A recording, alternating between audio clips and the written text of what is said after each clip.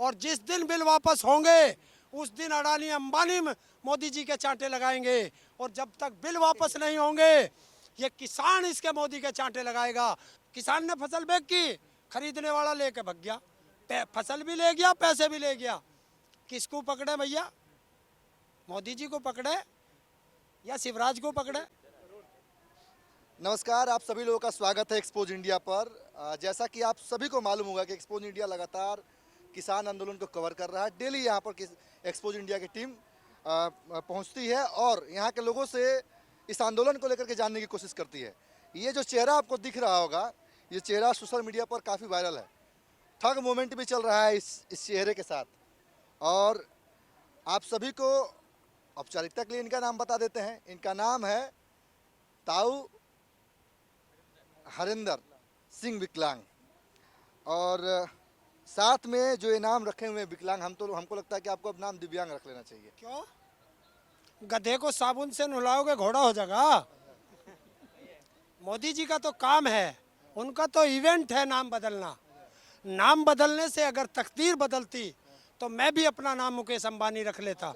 ताऊ, मैं ये जानना चाहता हूँ, ये जो चल रहा है, कल एक शब्द नया आया है, मोदी जी ने दिया है परजीवी करके, उस पर क्या बोलिएगा? अरे इवेंट जीवी है वो। हाँ, जगह जगह जाके इवेंट नहीं करता, वो तो प्रचार जीवी है।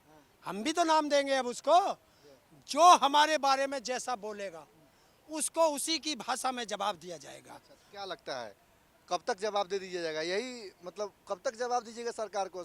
कब सरकार आप लोगों की बातों को मान जाएगी? क्या लगता है, क्या कहेगी? सरकार हमें क्या पता कब तक मानेगी, ये तो सरकार को पता होगा। हम तो अपना कार्य कर रहे हैं, हमारा काम है आंदोलन करना। हम आंदोलन कर रहे हैं और यह आंदोलन जब तक जारी रहेगा। सरकार मान लीजिए कहीं प्रशासन को फिर भेजती है और आप लोगों पर कार्रवाई करती है, नहीं तो फिर अगर क्या अच्छा लगता है लाठी डंडे चलवाए, गोली चलवाए, हम क्या मना कर रहे? क्यों ना चलवाती गोली? हो सकता है बोफोर्स लगवा दे, जलियांवाला बाग बना दे। हम डरते नहीं हैं। सरफरोशी की तमन्ना अब हमारे दिल में है, देखना है जोर कितना बाजुए कातिल में। एक सवाल ये भी है कि जो ये आरोप लग रहा था आप लोग बहुत दिनों पहले से कि इसमें खालिस्तानी है, पाकिस्तानी एजेंट है, उग्रवादी हैं, और आप इस तरीके से बोल रहे हैं कि देख लेंगे, बता देंगे, क्या नहीं लगता किसी से लोग प्रभावित होकर के 26 जनवरी के दिन जाकर के उपद्रव मचा देते हैं, दिल्ली पुलिस से झगड़ा हो जाती है, वहाँ पर धार्मिक झंडा फहरा, इस पर क्या कहिएगा? कौन थे वो लोग? कौन थे वो लोग जो धार्मिक झंडा चढ़ा रहे थे? जो वहाँ पुलिस के हाथ बांध दिए, पुलिस को पीटा गया, तिरंगे का अपमान किया गया। मोदी जी के साथ उसका फोटो है, योगी जी के साथ उसका फोटो है, उनके सांसद के साथ फोटो है।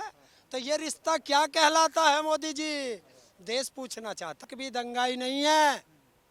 दंगाई तो सारे बाहर है क्योंकि आरएसएस के थे, वहाँ से लाए गए, दंगा कराया गया, निशान साहब का चिन्ह चढ़ाया गया, लाल किले में अंदर ले जाया गया, तोड़ फोड़ कराई गई, वीडियो लाइव कराई गई, फिर उनको बाकायदा ले जाया गया पुलिस को पिटवा करके, और फिर उनको ले जाया गया।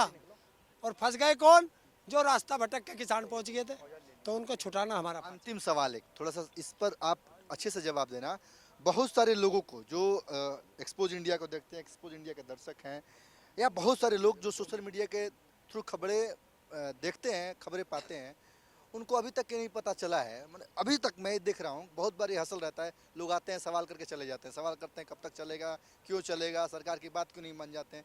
मैं चाहता हूँ जो तीनों काले कानून आप लोग कह रहे हैं, काला कानून क्यों है, ताकि थोड़ा सा इसको अच्छे तरीके से बताइए ताकि लोग तक बात पहुँच पाए। उसका प्रभाव जब ये कानून जैसे एक्ट जब आया उसके बाद उसका प्रभाव आप लोगों पर क्या पड़ा, और आने वाले दिनों में क्या प्रभाव पड़ेगा, थोड़ा सा इसको एक्साइजली करके, यानी थोड़ा सा लंबे आप लंबा थोड़ा बोलिएगा, इस पर बताइए क्या है ये। देखिए, कॉन्ट्रैक्ट फार्मिंग पहला लीजिए। कॉन्ट्रैक्ट फार्मिंग, कॉन्ट्रैक्ट फार्मिंग में हम करते हैं, जो हमारा उत्तर प्रदेश का गन्ना है वो कॉन्ट्रैक्ट फार्मिंग में है। और कॉन्ट्रैक्ट फार्मिंग में क्या होता है कि मिल से हमारा कॉन्ट्रैक्ट होता है, उससे जो सोसाइटी होती है, हमने ये यहीं पे थोड़ा सा पास में ही है, सिंभावली शुगर मिल है, हमने वहाँ कॉन्ट्रैक्ट है, हमने अपने ज़मीन की फ़रद दी, क्योंकि फ़रद लेते हैं वो, तुम्हारे पास 5 बीघे ज़मीन है तो इतना गन्ना होगा, तुम्हारी इतनी पर्ची बनेंगी, 10 बीघे है तो इतनी पर्ची आएंगी।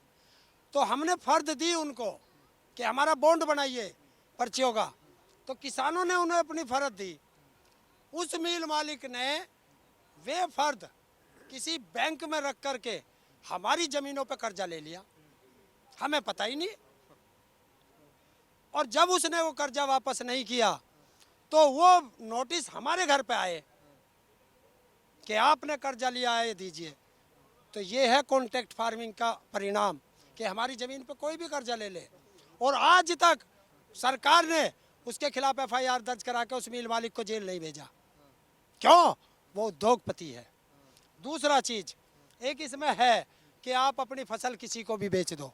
अभी मध्य प्रदेश में हमारे इसी कानून के अंतर्गत फसल बिकी है, फसल बिकी, किसान ने फसल बेच की, खरीदने वाला लेके भाग गया, फसल भी ले गया, पैसे भी ले गया। किसको पकड़े भैया? मोदी जी को पकड़े या शिवराज को पकड़े? तो कहा जा रहा है कि इसके साथ भी कानून है कि इस पर त्वरित कार्रवाई करेंगे एसडीएम लेवल के लोग। एसडीएम, देखिए एक एसडीएम की औकात है कि अंबानी को फोन कर ले, है एसडीएम की है। इस देश के प्रधानमंत्री की हैसियत नहीं अंबानी को फोन कर ले। एसडीएम की बात कर रहे हो तुम? एसडीएम क्या हो? एसडीएम तो जिले का उसके सरकार के अंडर में हो, है एसडीएम सुनेगा। और दूसरी चीज, चलिए मैं उसे भी मान लेता हूँ, एसडीएम मेरी सुनेगा, आज तो सुनता ना, आज तो वो सुनता ही ना, जब तो मेरी जमीन जागी। दूसरी चीज एमएसपी है। एमएसपी भैया कितने % लोगों को मिल रही है? 6% लोगों को मिलती है एमएसपी देश के अंदर। 94% लोगों को एमएसपी नहीं मिलती। क्यों नहीं मिलती भैया? सबको मिलनी चाहिए। मैं कह रहा हूँ सरकार ने खरीद पा रही, कोई बात नहीं, ये खरीद देगा अपने लिए, एमएसपी पे खरीद दे। एमएसपी का कानून क्या प्रभाव पड़ा था ये जब से ये कानून आया है? दूसरी चीज और बताऊं तुम्हें, ये कॉन्ट्रैक्ट फार्मिंग होगी, एमएसपी आ गई, एक आता है असीमित भंडारण, उसे इंग्लिश में कुछ और कहें, इंग्लिश में थोड़ा सा हाथ तंग है मेरा, तो उसे इंग्लिश में कुछ और कहें, है? तो भैया एक बात तो बताओ, असीमित भंडारण इसने भर लिया, क्योंकि तुम्हें पता बिल आया अब, और 2-3 साल पहले से सीलो पिलो बन के तैयार हो गए हैं, बन गए। तो पता चल गया था पहले से ही, उन्हें पहले से बता रखा था अपने रिश्तेदारों को कि आप अपना काम कर ले, ऐसा बिल लाओगे, वो हो गया। इसने सारा भर लिया देश का अनाज।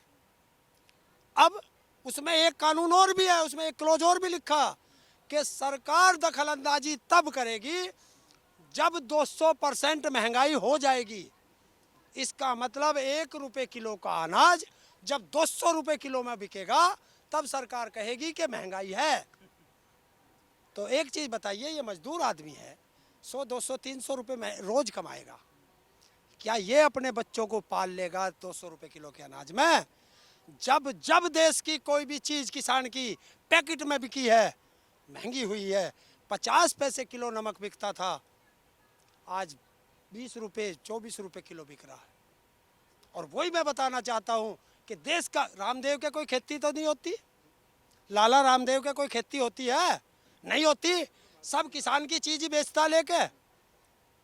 किसान की चीज पे वो एमआरपी कैसे लिख देता है भाई? गेहूं पे, चावल पे, दाल पे, मक्का पे, हर चीज किसान की बेचता है।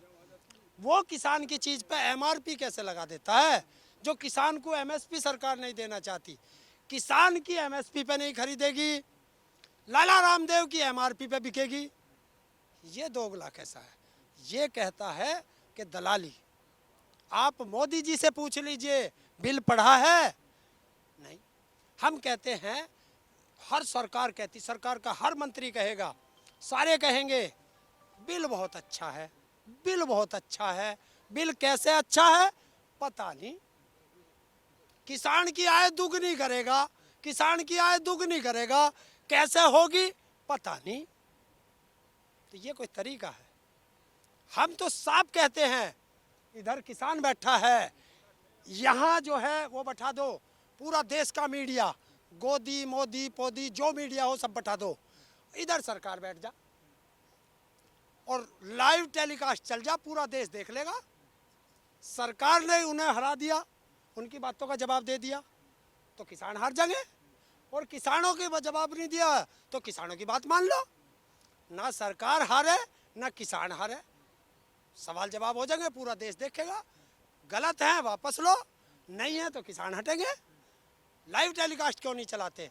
संसद का लाइव टेलीकास्ट चलता है, लेकिन जब किसानों की मीटिंग होती है, टिकैत साहब ने कहा है, देश को दिखा दो लाइव, पता चल जाएगा हमने क्या बात की और सरकार क्या करे। क्यों नहीं करते? इसलिए नहीं करते कि सरकार दलाली खाती है, अडानी अंबानी की दलाल है। और जिस दिन बिल वापस होंगे उस दिन अडानी अंबानी मोदी जी के चांटे लगाएंगे, और जब तक बिल वापस नहीं होंगे ये किसान इसके मोदी के चांटे लगाएगा। तो ये तो दोनों माई से पिटना है। तो ये थे हमारे साथ ताऊ हरिंदर सिंह विकलांग, जो कि हमेशा सरकार पे हमलावर रहते हैं और इनका स्पष्ट तौर पे मानना है कि जब तक ये बिल वापसी नहीं तब तक घर वापसी नहीं। इसी तरह के तमाम सारे खबरों को देखने के लिए देखते रहे expose India. Camera person Raju के साथ मैं Mrigendra Pratap Singh, expose India, Ghazipur border.